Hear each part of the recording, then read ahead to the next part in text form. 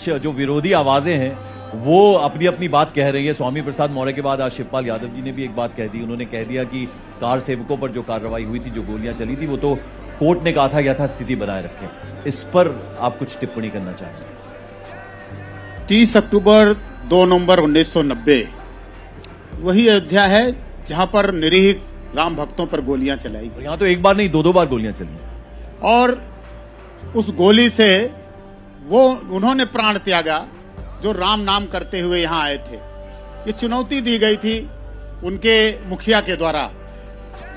मुलायम सिंह जी ने जिस प्रकार से चुनौती दी थी, अब तो हमारे बीच में नहीं है, लेकिन उन्होंने जो चुनौती दिया था उसको स्वीकार करने का कार्य हमारे राम भक्तों ने किया गया। लाखों वर्ष प्राचीन जो एक परंपरा, धार्मिक परंपरा है, जिसका निर्वहन लगातार हम सब करते आ रहे हैं, देवोत्थान एकादशी की परिक्रमा, उस पर प्रतिबंध लगाया गया। राम नाम करने वालों को जो है जेलों में ठूसा गया, पहली बात तो पूरे देश भर में।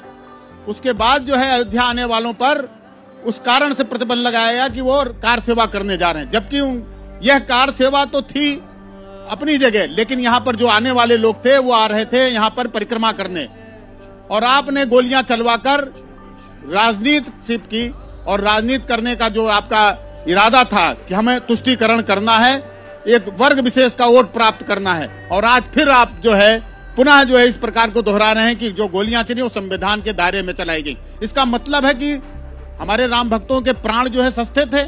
हमारे राम भक्त जो थे वह पूजन अर्चन नहीं कर सकते, उन पर आपने जो है गोलियां चलाकर उन्हें प्रतिबंधित करने का काम किया, उनका निसंग हत्याएं कर दी आपने।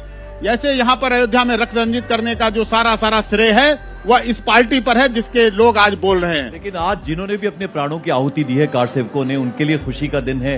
वो जहां कहीं भी हैं, उन्होंने जो बलिदान दिया है वो आज सफल होता हुआ नजर आ रहा है। और अब यहाँ पर रामलला की प्राण प्रतिष्ठा होने जा रही है। और हम आपको बता दें कि आप देखिए ये सरयू का तट है और राम की पैड़ी है। इतना खूबसूरत, ये अद्भुत दृश्य यहाँ पर होता है। और वैसे भी अगर हम अयोध्या की बात करें, अयोध्या का जिक्र करें, तो राम की नगरी में 500 साल बाद वो खुशी का दिन आया है, वो उल्लास का दिन आया है। जैसा कि सब बोल रहे हैं हमारे मेहमान भी कि दीपावली जो है वो तो अपने वक्त पे आती है, लेकिन हर रोज यहाँ पर दीपावली है अयोध्या में। तो किस तरह से ये खुशियां आई हैं रामनगरी में, उसकी एक रिपोर्ट, उसकी एक झलक हम आपको दिखाते हैं।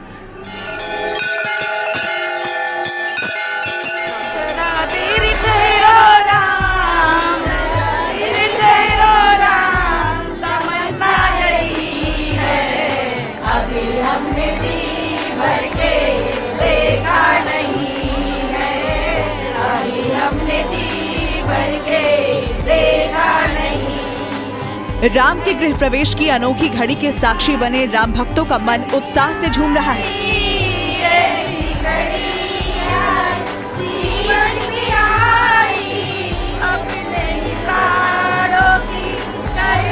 अयोध्या के सरयू घाट पर उत्सव मनाया जा रहा है। हजारों की संख्या में अवध की महिलाएं गीत गा रही हैं।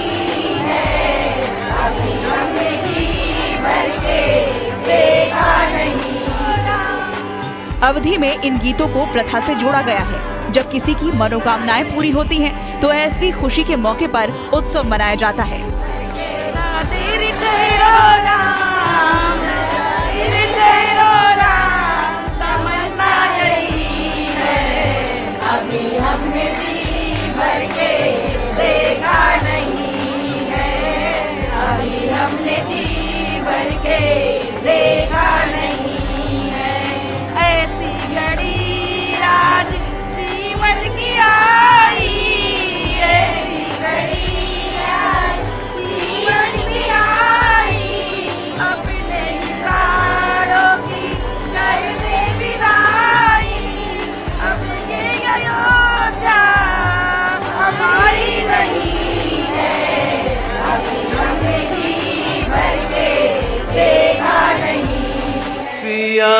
राम सन्मुख रहो,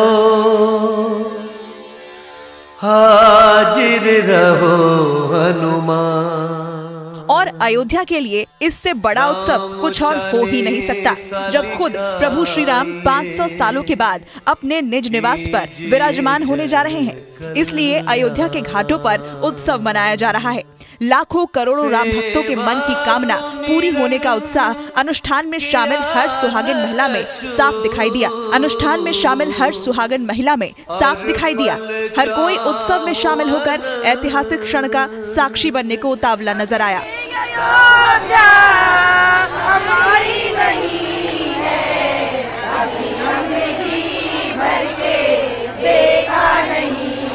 सदियों पुरानी मनोकामना जब पूरी होती है तो उत्सव जैसा माहौल होता है, और वही उत्सव अयोध्या के सरयू घाट पर देखने को मिल रहा है, जहाँ देखिए हजारों की संख्या में महिलाएं प्रभु श्री राम के घर आगमन को लेकर के जो उनकी मनोकामना पूरी हुई है उसका उत्सव मना रही हैं और पूजन कर रही है। पूजन अवसान मैया, जिसको यहाँ स्थानीय भाषा में दुर्दुरिया पूजन कहा जाता है, उसका पूरा जो है ये धार्मिक अनुष्ठान हो रहा है। उसकी वजह क्या है? वजह यह है कि प्रभु श्री राम अपने गर्भगृह में आज विराज रहे हैं। उनके बाल रूप की 5 साल की मूर्ति, मनमोहक मूर्ति विराज रही है, और ये सदियों पुरानी मनोकामना है।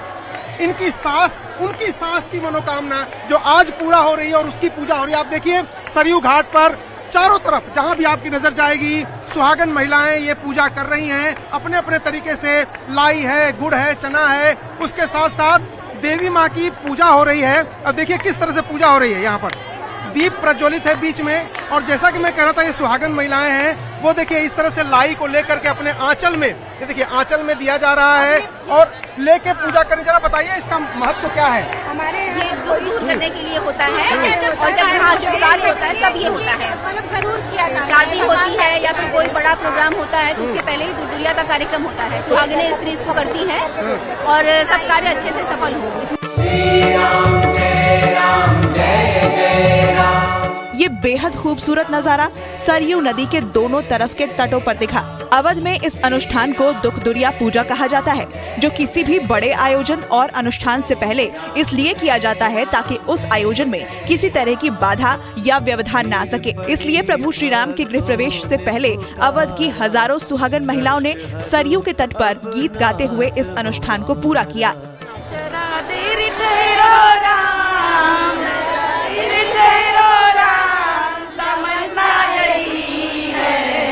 अभी हमने जी भर के देखा नहीं है, अभी हमने जी भर के देखा नहीं है।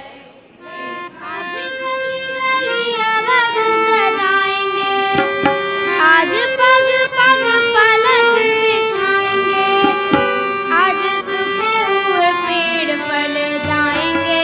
तो पूरी अयोध्या नगरी राममयी हो गई है, और प्रधानमंत्री का हम लगातार जिक्र कर रहे हैं कि वो नवरात्र में तो व्रत रखते ही हैं, लेकिन साथ ही साथ इस बार भी वो 11 दिन का एक तरह से उन्होंने व्रत रखा है। उसके अलावा बहुत ही कठिन वो है, लेकिन वो अनुष्ठान वो कर रहे हैं। और नीति जी, बाकायदा सदगुरु ने एक ट्वीट किया, उन्होंने कहा कि प्रधानमंत्री अनुष्ठान कर रहे हैं, उसकी उन्होंने प्रशंसा की। उन्होंने कहा सभी नेताओं को अनुष्ठान करना चाहिए।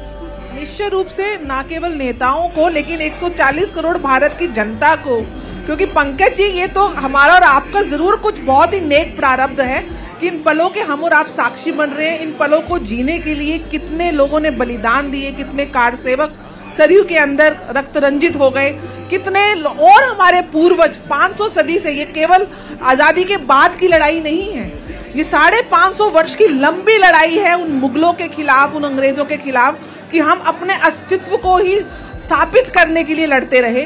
और आज जब राम राज्य का ये ध्वज यहाँ पे लहरा रहा है, पताका लहरा रही है, तो इस पल को तो 500 वर्ष जैसे हम दिवाली बनाते हैं, तो 500 साल की दिवाली एक साथ बनानी हो, वो उत्साह। बहुत अच्छी बात आपने की कि 500 दिनों की दिवाली जो है, 500 सालों की दिवाली जो है वो इसे एक दिन में मनानी है, तो उसके लिए किस तरह की तैयारी करनी है, शायद उसी तरफ इशारा था सदगुरु का भी। आपने जिन लोगों ने प्राणों का बलिदान दिया, जिन्होंने अपने जीवन की आहुति दी, उन लोगों का जिक्र किया, तो हमारे साथ एक ऐसे शख्स हैं जिन्होंने खुद अपनी आंखों से देखा है। सर, पहले तो आप अपना नाम बताइए और फिर 6 दिसंबर को क्या हुआ था, जरा आप एक बार खड़े हो जाएं तो खड़े होकर बात करते हैं, तो क्या हुआ था?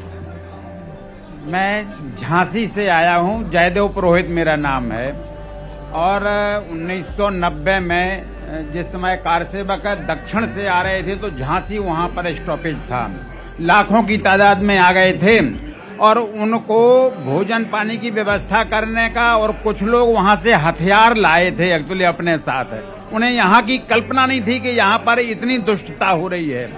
तो वो हमें सूचना दी गई थी कि आपको अंदर जाकर के वहाँ उनको भोजन देने के बहाने बोरी में आप पैकेट भर ले जाएंगे और उन जो वो वहाँ से अवैधानिक हथियार लाए हैं वे लोग आगे चल के पकड़ जाएंगे तो उनके हथियार चले जाएंगे, वो जेल चले जाएंगे अपराध में, उस अपराध में। तो इसलिए हम वो वापस लेने के लिए हम संघर्ष कर रहे थे अंदर जाने को। आज किस तरह की प्रसन्नता? आज इतनी प्रसन्नता हो रही है कि जैसा कहते हैं ना कि प्रभु जाको दारुण दुख देही ताकि मति पहले हर ले।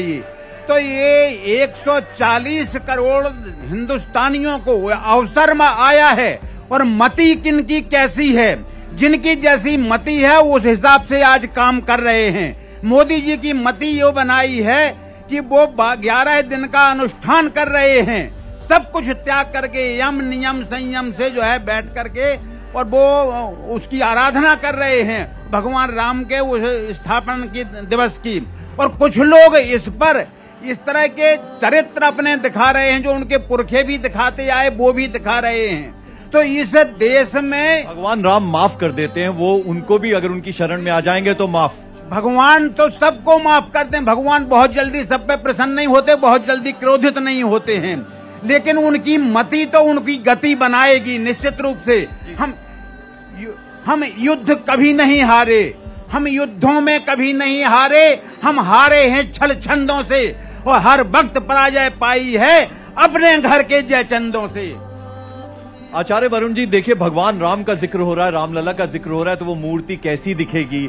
सबके मन में बड़ी उत्सुकता है, बहुत उत्सुकता के साथ इंतजार कर रहे हैं कि रामलला का वो स्वरूप, वो रूप कैसा होगा। एक मूर्ति जिसकी की सिलेक्शन हुई है, उनकी प्राण प्रतिष्ठा होगी, भगवान के गर्भगृह के द्वार पर आ चुकी है वो मूर्ति, तो उसको लेकर बहुत जिज्ञासा है। द्वार पर ही नहीं आ गई है, उस मूर्ति का जो प्राण प्रतिष्ठा के पहले जो विधान है वो विधान भी प्रारंभ हो गया है और जलाधिवास तक वो विधान शुरू हो गया है, जलाधिवास हो रहा है। इसके बाद अन्य जो अधिवास हैं वो सारे अधिवास होंगे। जब तक उस स्वरूप को दर्शन न कर लिया जाए तब तक उसका व्याख्या करना कठिन है।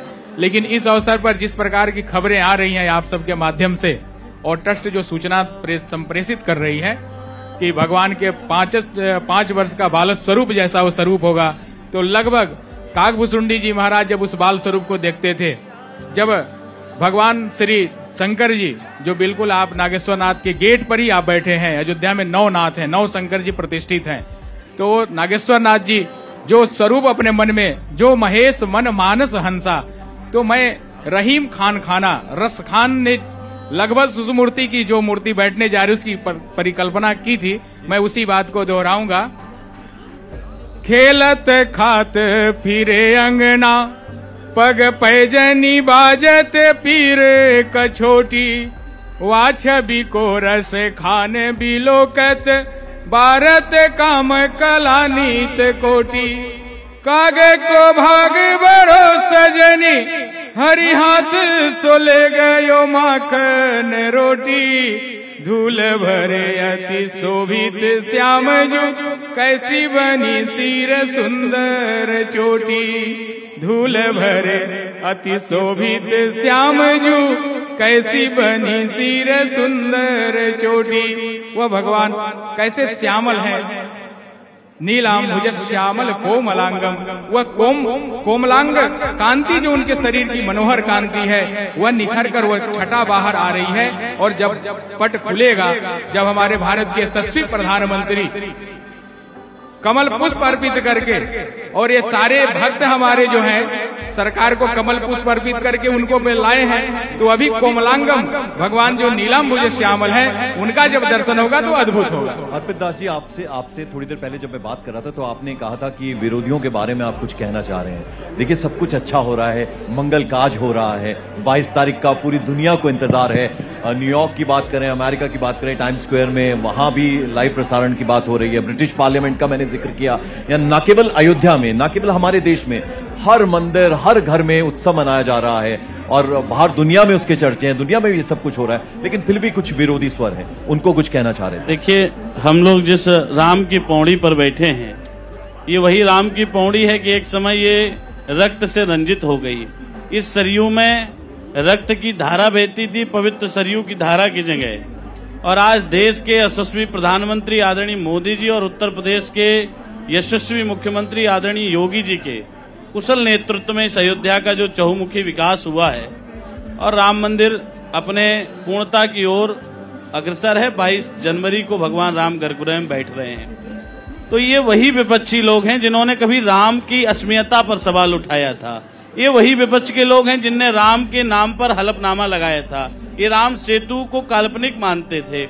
और आप उत्तर प्रदेश की बात करें तो जो शहजादे हैं उत्तर प्रदेश के, जो अपने पिता की दम पर एक बार मुख्यमंत्री बन गए, जीवन में कुछ बन नहीं सकते, और उन्होंने जो राम मंदिर का निमंत्रण ठुकराया है, और उनके चाचा ने भी कल कमेंट किया है, स्वामी प्रसाद मौर्य भी लगातार कमेंट करते हैं। कि आप आखिर में क्या कहना चाहते हैं, क्या आप मैं आपको बता देना चाहता हूं कि उनको ये अवसर मिला था कि वो अपने पूर्वजों के, जो उनके पूर्वजों ने जो पाप किए हैं इस अयोध्या से और राम भक्तों के ऊपर, उनको अवसर मिला था, उनको निमंत्रण गया था।